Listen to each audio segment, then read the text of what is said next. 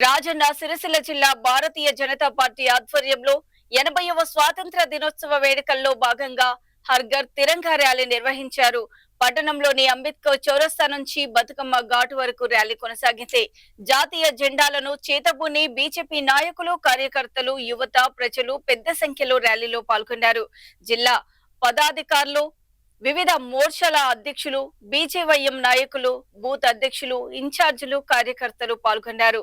హర్ఘర్ తిరంగా, ప్రతి ఇంట జాతీయ జెండా అనే సందేశంతో దేశభక్తి భావాన్ని చాటుతూ ర్యాలీ నిర్వహించారు.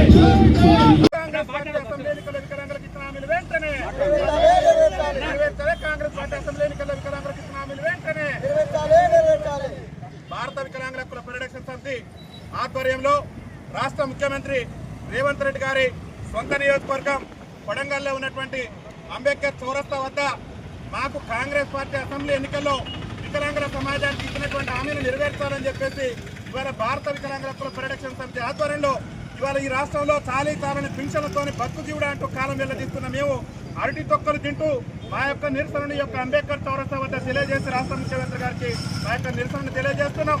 ముఖ్యంగా ఈ రాష్ట్ర ముఖ్యమంత్రి రేవంత్ రెడ్డి గారు అసెంబ్లీ ఎన్నికల సమయంలో మా కాంగ్రెస్ పార్టీ రాష్ట్రంలో అధికారంలోకి వస్తే అదే నెల నుంచి వికలాంగుల పింఛన్లన్నిటి కూడా 6,000 రూపాయలు చేస్తామని చెప్పేసి దాదాపు 3 సంవత్సరాలు పూర్తిగా వస్తున్న రాష్ట్ర ముఖ్యమంత్రి నేటి వరకు కూడా వికలాంగుల పింఛన్లు పెంచకుండా వికలాంగుల సమాజం పట్ల నిర్లక్ష్య ధోరణి ప్రదర్శిస్తున్నటువంటి సమయంలో ఇవాళ కేసీఆర్ గారు ఇస్తున్నటువంటి పింఛనే ఈ రాష్ట్ర ముఖ్యమంత్రి ఇస్తున్నటువంటి సందర్భంలో ఇవాళ మేము అరటి తొక్కలు తినేటటువంటి పరిస్థితి రాష్ట్రంలో దాపరించింది.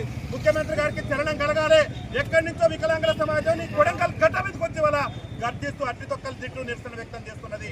మీరే చెప్పారు కాంగ్రెస్ పార్టీ అధికారంలోకి వస్తే వికలాంగుల పెన్షన్లు 6,000 రూపాయలు చేస్తావు, ఆర్టీసీలో వికలాంగులకు ఉచిత ప్రయాణ సౌకర్యం కల్పిస్తారని చెప్తారు.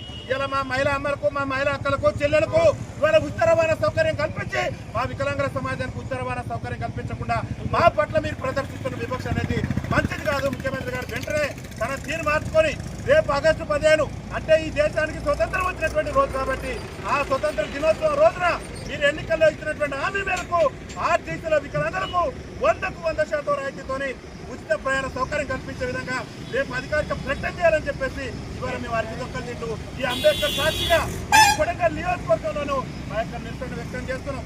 అదేవిధంగా రాష్ట్ర ముఖ్యమంత్రి గారే గొప్పలు చెప్పిండు.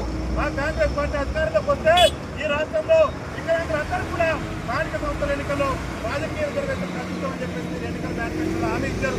ఇవాళ దాదాపు మీరు అధికారంలోకి వచ్చి 3 సంవత్సరాలు పూర్తిగా వస్తుంది.